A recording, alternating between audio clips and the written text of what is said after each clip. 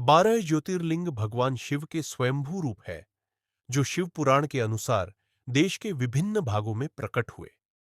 इनकी उत्पत्ति पौराणिक कथाओं से जुड़ी है, जहां भक्तों की भक्ति, राक्षसों के अत्याचार या देवताओं की प्रार्थना पर शिव ने ज्योतिर्लिंग स्वरूप धारण किया। इनके दर्शन से पाप नष्ट होते हैं और मोक्ष प्राप्ति का मार्ग प्रशस्त होता है।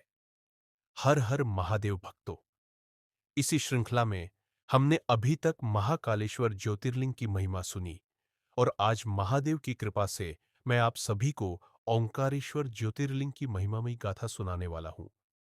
ओंकारेश्वर ज्योतिर्लिंग, जो कि भगवान शिव के 12 ज्योतिर्लिंगों में से चौथा पवित्र धाम है, जो मध्य प्रदेश के खंडवा जिले में नर्मदा नदी के द्वीप पर स्थित है। इसकी पौराणिक कथा विंध्याचल पर्वत की ईर्ष्या, वेदशिरा आर्षि की तपस्या और अंबरीश राजा की भक्ति से जुड़ी है, जहां शिव ने ओंकारेश्वर और अमलेश्वर नामक दो ज्योतिर्लिंग स्वरूप प्रकट किए। यह स्थान ओम के प्रतीक के रूप में जाना जाता है, जो भक्तों के पापों का नाश करता है। इस स्थान पर ओमकार मंत्र का जाप करने से भक्तों को सभी सिद्धियां प्राप्त होती है।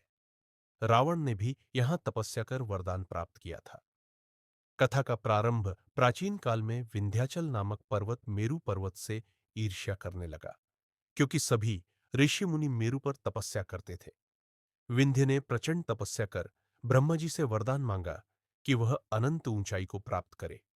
क्रोधित होकर वह समस्त सृष्टि को नष्ट करने लगा, जिससे आकाश और पृथ्वी दोनों संकट में पड़ गए। वेदशिरा ऋषि की तपस्या देवताओं ने ब्रह्मा जी से प्रार्थना की, जिन्होंने वेदशिरा नामक ऋषि को विंध्याचल पर भेजा। वेदशिरा ने विंध्य से निवेदन किया कि जब तक उनकी तपस्या पूरी न हो, विंध्य अपनी ऊंचाई न बढ़ाए। विंध्य ने वचन दे दिया। ऋषि ने कठोर तपस्या शुरू की, लेकिन विंध्य धैर्य खो बैठा और तपस्या भंग करने लगा। उधर अंबरीश नामक राजा ने भी शिव की आराधना में लीन हो नर्मदा तट पर शिवलिंग की स्थापना की।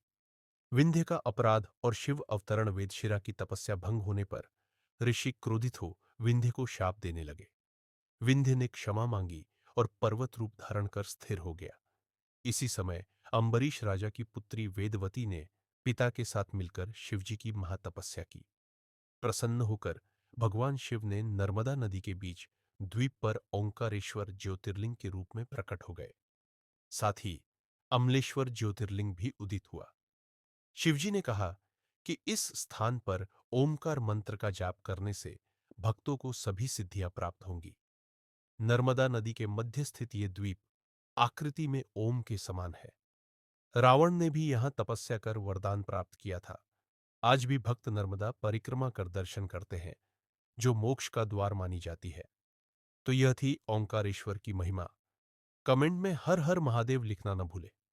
मिलते हैं फिर से महाकाल की महिमा गाथा के साथ। आयुएम नमः पार्वती पतये, हर हर महादेव।